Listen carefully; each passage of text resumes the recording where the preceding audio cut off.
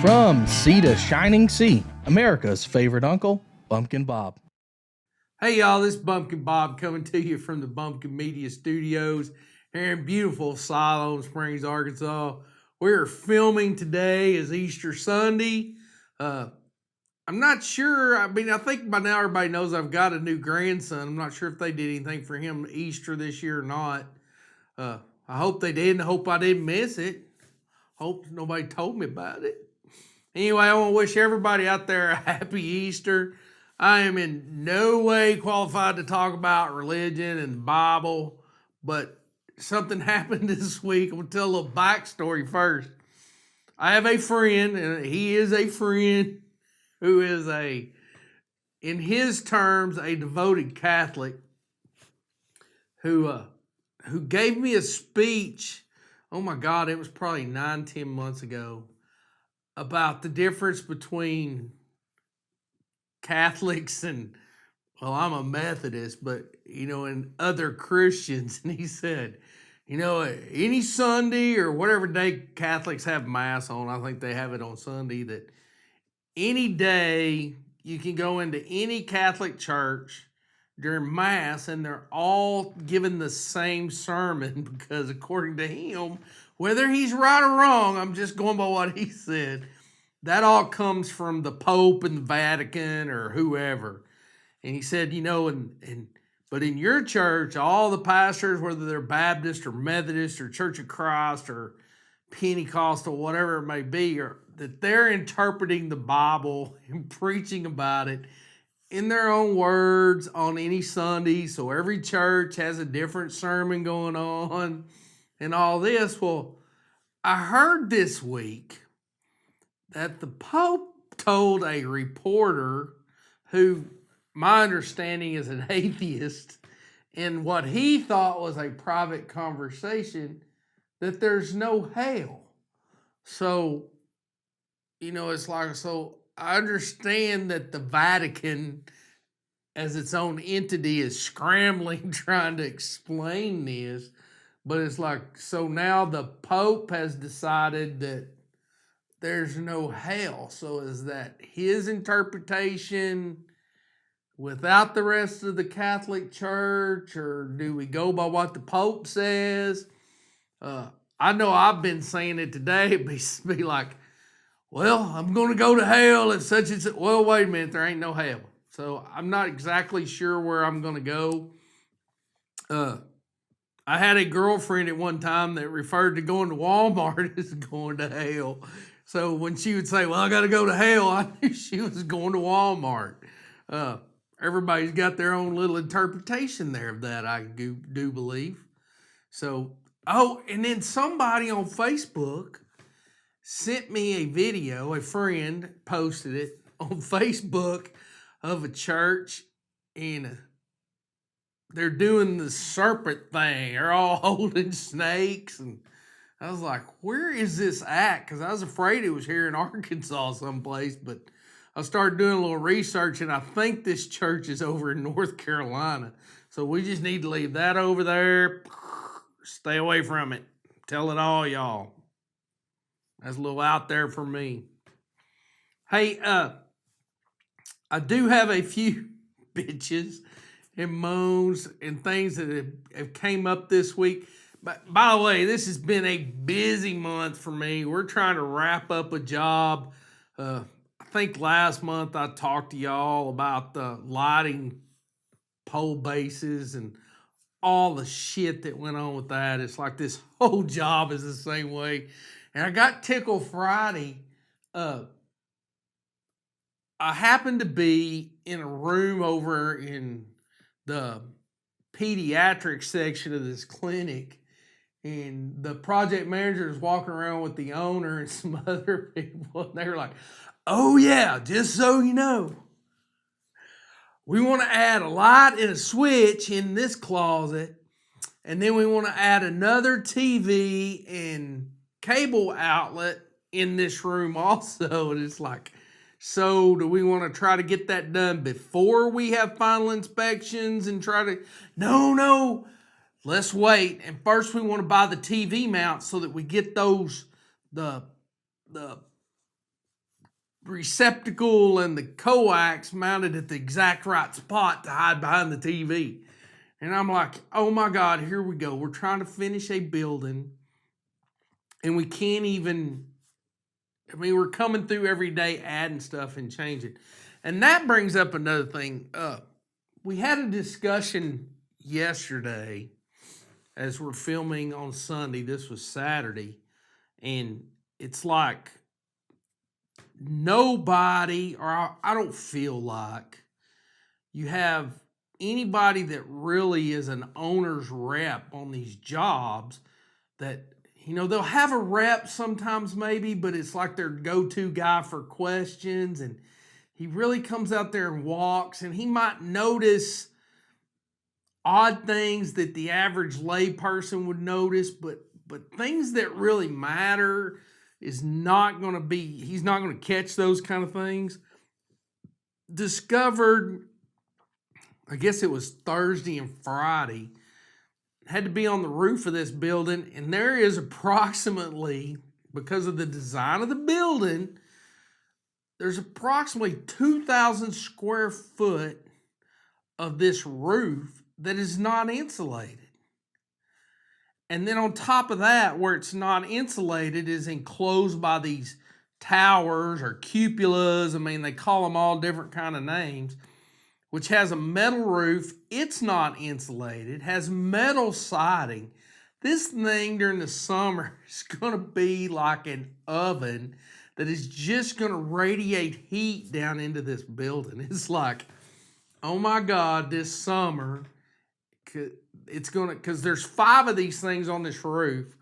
They're about 400 square foot apiece. So that's where we got our 2,000 square foot of roof. And it's like, this building is going to be terrible to try to cool this summer because of all this heat that's going to be radiating in there. And it's like, man, there needs to be somebody that's watching these things. So, we kind of brought up the deal that maybe that's what I need to be doing, is being an owner rep to go around and help these owners make sure that their buildings are being done right. And I think I've talked about this maybe on the podcast. It's like, if you're going to do this, you need to get somebody that's mechanical, who been around building long enough that they know the mechanical side because that's what they do, but that they also, because they've been around it, they know the structural side and kind of some things to look for on that side too. Been just a crazy week. One of the things I wanted to bitch about today, though, is like going into the bitching part. And we're going to probably bounce back and forth between construction and different everyday lives. But something I noticed this morning, because I do my Walmart shopping every Sunday morning, and I don't know if it's everywhere in the country or if it's just something here in Siloam, but we have a major U.S. highway runs right through the center of Siloam. It's at least 5 lanes from city limit sign to city limit sign, and part of it, it's actually 6. But literally the amount of people that run red lights in this town, and I'm not just talking about the tractor trailer rigs. Now here again, these guys go through this city at 45 miles an hour. Most of them are running closer to 50, and they blow through the red lights like nobody's business. I've gotten to where, because I've had a couple of close calls, my light turning green and start to go, and all of a sudden an 18-wheeler or somebody will blow through that light. So I've gotten to the point that when the light turns green, I kind of hesitate and look both ways to see if anything's coming. But you people have got to start stopping at these red lights. I sat up here, major intersection here in Siloam, Mount Olive and 412. And the funny thing about it is, on the southwest corner of this intersection is where the Siloam Springs Police Department is at. So there's always cops coming in and out of there. But I sat there in the left-hand turn lane this morning coming back from Walmart, and watched 3 cars go through the red light after it had turned red. And as soon as it turned red, I went 1001, 1002, 1003, 1004, 1005. The last one went by at 1005. So it was like y'all had plenty of time to stop. And I really and truly here in Siloam, I've been in a couple of close calls myself. I've seen probably a dozen close calls, but I really and truly do not know how we keep from having major accidents at the red lights here every day. Now, I'm not saying they need to slow everybody down, but people need to start watching these red lights. The other thing that bugs me about these things, and I know it drives my oldest son crazy, it drives him insane, is the turn lights here. Part of Siloam, they increased it to 6 lanes, 3 going each direction, and put a concrete median in. And then at your intersections, you've actually got 4 lanes going each way because they've got a left-hand turn lane. The lights here take forever. And the left-hand turn lanes do not even get cautions when your east and westbound lanes are green and going through. A lot of times your turn lanes will get a caution light so that they can go, or the yellow turn signal arrow so that they can go ahead and turn if traffic's clear. You don't get that here in Siloam. You have to wait for the green arrow every time. And some of these lights are longer than, I don't know longer than the Mississippi River is, I guess. I mean, that's about the only way I can explain that. Drives my oldest son crazy. He will turn way before all these lights and go the back way back to my house just to avoid all of them because they are crazy long. And sometimes the one here at my street, because it's not a major street, the turn signal, sometimes you wait 3 or 4 cycles to actually get a turn signal. And then we have people that run those red lights. And I'm just like, oh, where are the cops at in Siloam when all these people are running red lights? I mean, do they turn a blind eye, or they just don't care, or are they really not seeing it? I mean, it needs to be done something better than what's going on. Who knows? Maybe we could get like a pre-light, like couple of hundred feet before you get to the light telling you that the damn light already turned red, you need to stop. People are so crazy. They just drive me fucking batty. I was going to tell a couple of stories today that really aren't funny, but it's just how small the world is. I think I've talked before about how large my family is on my grandmother's side, on my mother's side, I guess is how I should say that. My grandma and grandpa Parks had, and this isn't a lot, I'm not saying it is by some people's standards, but they had 9 children. And then I honestly don't know the exact number. There's a bunch of grandkids, I mean a lot. And there is a shitload of great grandkids and great great grandkids. But 2 things that have happened in my life that's just I find strange. I worked, as I've told y'all before, at Arkansas Electric in Little Rock in the winding department. Well, they had hired a girl to work as a purchasing agent there in the transformer shop. And she'd been working there several months, and thought nothing about it. I would say hi to her or whatever, but didn't really know her.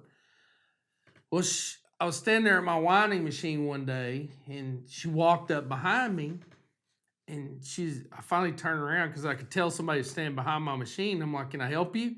She's like, can I ask you a question? I'm like, sure. She said, is your last name Griggs? And I'm like, yeah. She's like, does your dad work here? I'm like, Well, he's over the construction department. He's in a different department. And she started grinning. She said, "We're cousins." Well, I knew her first name was Donna. So as soon as she said that, I was like, Fonda and Donna. She's like, "Yep, I'm one of the twins." Well, we're actually second cousins. But I had no idea. Her mom had told her that her Uncle Bob worked at Arkansas Electric after she got the job, but she didn't know I worked there. Of course, it'd been since we were little kids since I'd even seen her, and since she was a little kid, she's a lot younger than I am. Then, the other story, flash forward, that was probably, I was trying to think when I left Arkansas Electric. That's probably 93 when that happened, maybe 94. Flash forward to,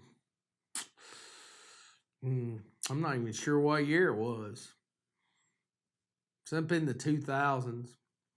But I moved to Siloam, and there's used to be a plant here in Siloam called Franklin Electric, and they built electric motors for pumps, for well pumps is what they were for. And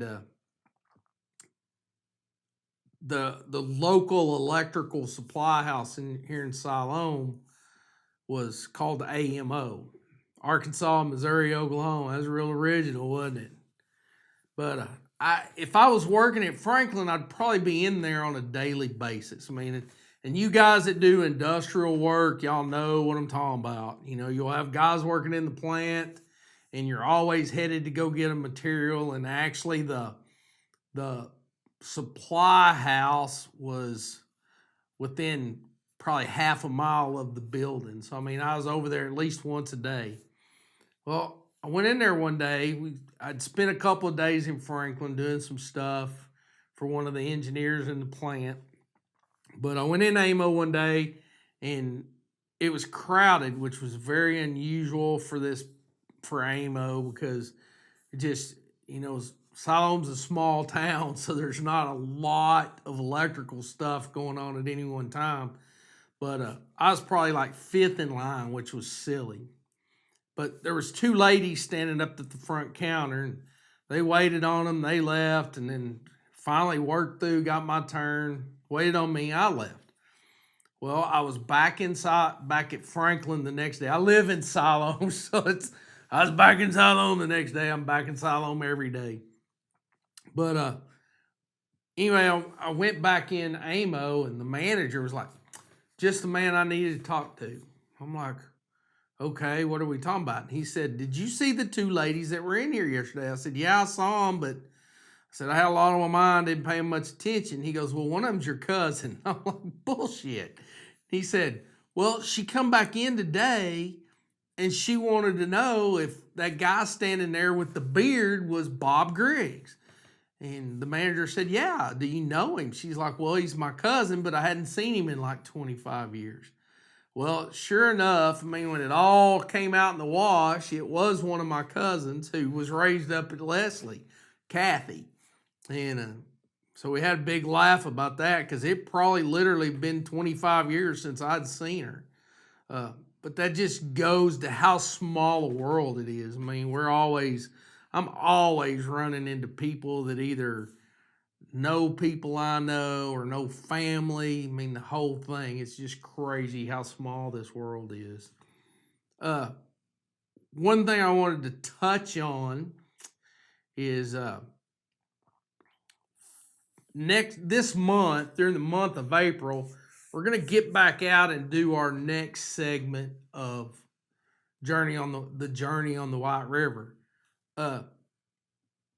In May, though, is what I really, really want to talk about. Is we're going to try to get over there to Clinton and see that natural bridge. Now, two things you need to do before we do this is you need to go back and watch episode 1 so you can catch up on that story. And it probably wouldn't hurt to watch the Labor Day episode. I think it's episode 6. But that'll kind of give you a background on my dad and our relationship. And it'll kind of bring into perspective while we're going over there to see that bridge. We're going to work out a time and a date. I've told my sister that lives in Little Rock already that we're going to do this, and her and my brother-in-law are the ones that do children's music, and she wants so much to be able to go when we go do this. So we're going to try to get with her and work out a day that they can be up there also. But I want to make sure that all my family over there in Van Buren County and Searcy County, which is because that natural bridge is between Clinton and Denard there in Van Buren County, but that's pretty close to Searcy County up there and all up through Leslie and Marshall. But make sure all my family know that we're going to be there so that we can probably get a good crowd. Also, if you know them people that own the natural bridge and operate that little touristy area right there, somebody needs to pre-warn them. We're going to try to get an email off to them, let them know we're coming, let them know why we're coming, maybe send them a link to those 2 videos so that they can kind of kind of get the background of why we want to come over there and see that bridge. But I really want everybody that lives in that area, that's family especially, that can make it up there to see us. I would love to have that. Maybe we can get some of y'all on film. That'd be pretty cool. Let's see, what else are we going to talk about? Spring football's going on. Our beloved Razorbacks got dropped in the first round of the NCAA tournament. Our baseball team, I don't know. It's too soon in the season really to tell. They've been struggling back and forth, trying to get their shit kind of together. Football team, spring practice is going. Seen some interviews with Chad Morris. He's pretty pumped up. I saw one the other day where he was talking about the fact that Cole Kelly and Ty Story he's got them really competing and going all out for that job. He's really working those kids up there, and trying to get the best out of them. I did hear where somebody talked about the fact that the practices that are going on right now are nothing like what, we'll just say Brett Bielema's practices were. They said, the guys talk about there was a lot of standing around and waiting on things with the Brett Bielema practices, and Chad Morris is go, go, go, go, go. I think it's to the point that most of those guys basically after the practice just fall out, because I don't really think they were in the condition that they needed to be in for his practices. So I got this feeling they get through spring practice, some of these guys are going to go, when we start fall practice, it's going to be like this again. So I'm going to have to amp up my summer conditioning program to be ready for those things, because he's going to go balls to the wall and all out. I hated yesterday to see Loyola Chicago, if I'm pronouncing that right, lose. A little bit of a story here. And my sister, my youngest sister, called me last weekend, and she's like, "Hey, are you keeping up with the NCAA tournament?" And I said, "Well, I kind of was the first round, but after Arkansas lost, I'm not a big basketball fan anyway, but after Arkansas lost, I kind of quit even keeping up with it." And she said, "Well, what about the Loyola Chicago stuff?" And I said, "Yeah," I said, "some guys have been talking about that at work, about her, about the Sister Jean and all that going on with their team. And that's part of the reason I hated that they lost." And my sister was like, "Do you know what Sister Jean's full name is?" I'm like, "No." I said, "All I've heard is Sister Jean." She said, "Well, her full name is Dolores Jean, which is what my mom's name was." She's like, "So we have to root for Loyola Chicago." So we've been all kind of pulling for them. Hated that they lost yesterday. I think I think my son told me they were 11 seed. If that's right, I hope it is. And I think everybody else is like a 1 and a 3 seed, 2 1s and a 3 or something. But that would have been a big Cinderella story if they could have pulled that off. I really wish. And they were actually ahead at halftime. When they come out from halftime, they had a lead over Michigan. And it's like, I really wish they could have held on to that lead and actually won the national championship. That would have been awesome.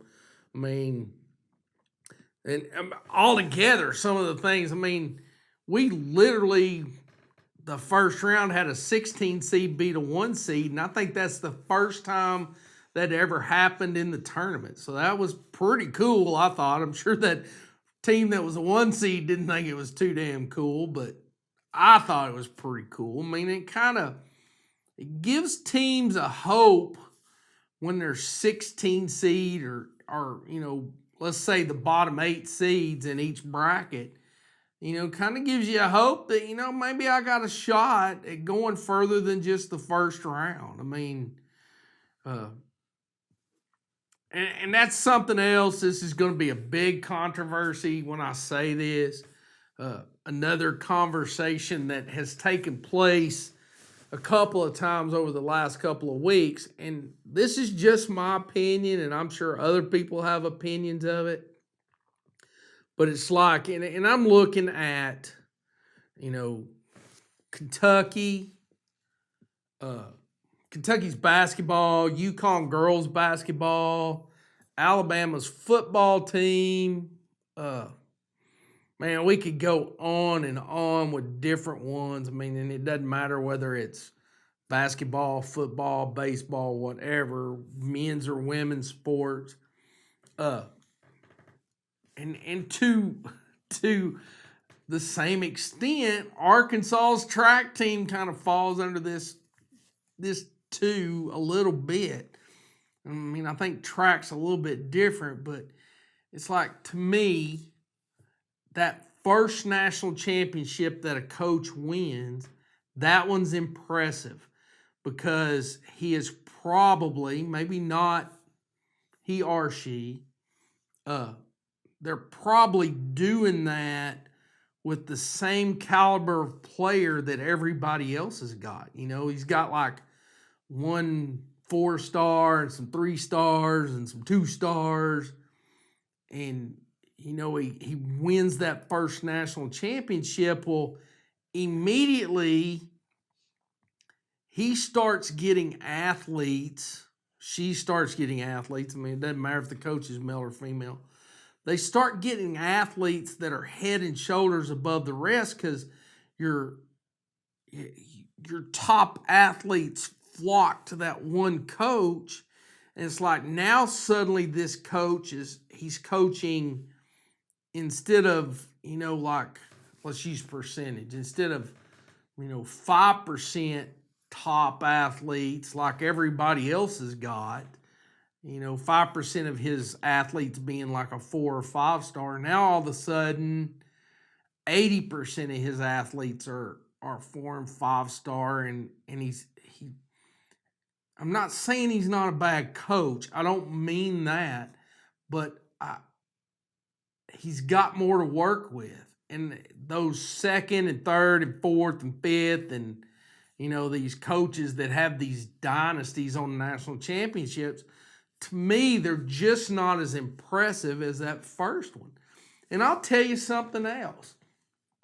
You want to impress people. If you want to show them how good your coach you are, go to a school, stay there 3 or 4 years, kind of get some decent recruits, win a national championship, and then instead of just having kids flock to that school and all of a sudden, your football team has 90% 5-star players, yeah, you're going to win 15 national championships because you're replacing those guys every year with the same caliber of players that are head and shoulders above everybody else. Go to another school and start over again, do it again. Then I'm impressed. The people are going to be mad about this. My son wasn't real keen on this idea yesterday when we were talking about it, but I talked to other people about it too, and it's just, That's just me. I mean, that first national championship you get, that's impressive because I figure you're doing that with the same level playing field. Basically, you're playing with the same caliber of athletes that everybody else is playing with, and then after you win that first one, you start getting better athletes. That's just the way it is. That's the way it goes. There's a girl here from Arkansas that's going to UConn because she wants to win a national championship. I mean, I understand that. She probably grew up a Razorback fan, but she's not going to the U of A. Apparently, she told Neighbors, the new coach here, that, if he'd been here for a couple of years, she might have, at least gave him consideration. But she's going to UConn because that's her best shot. She's a 4 or 5 star basketball player, girls basketball player. That's her best shot at the national championship, is to go to UConn and be on a team with 12 5-star players. It's like, nothing against the coaches, but there are some of these teams, once they get to that point, I honestly believe the coach could sit down and not say a word and they'd still win the game because their athletes are just that much better. It's not like all the teams have an equal number of 5 stars, 4 stars, 3 stars, and 2 stars. All of a sudden you've got this one team, whether it's in your conference or nationwide, that's got hands down better athletes than everybody else. And they're just going to be tough to beat. They're going to win a lot of games that nobody else can win. That's just how it is. Anyway, let's move on. I don't want to bitch about that anymore. The rest of this time, not the rest of today, but this whole month has just been really busy for me, trying to get this job finished that we're doing. And I know you construction guys know what I'm talking about. A lot of hours, a lot of things going on, a lot of shit on your mind. The next month or so, we're going to get out and really start hammering on some of our field trip things that we're doing. And one thing I need something from y'all. We hadn't talked about this in a while, but I need your job site tales. I want to tell those things on here. If you got one that's funny and is not too R-rated, so to speak, we want to get it on here and tell it. So I know on the podcast last week, I forgot to mention bumpkinbob.com. Forgot to mention Twitter page at Bumpkin Bob Show. Bumpkin, Bumpkin, not pumpkin. Don't want to say that. Make sure you join the Bumpkin Army. I want people doing that. Again, it's just been a long week, long month. Actually worked yesterday too. So, probably going to wrap up today. Hope y'all have enjoyed today's show. Hadn't bitched just a whole lot too much. I hope not anyway. Make sure you catch us next month for our next part of the White River. And the month after that, we're going to be over at Clinton at the Natural Bridge of Arkansas. So for all of us here at the Bumpkin Bob Show, we want to wish everybody a happy Easter, and Bumpkin Bob is out.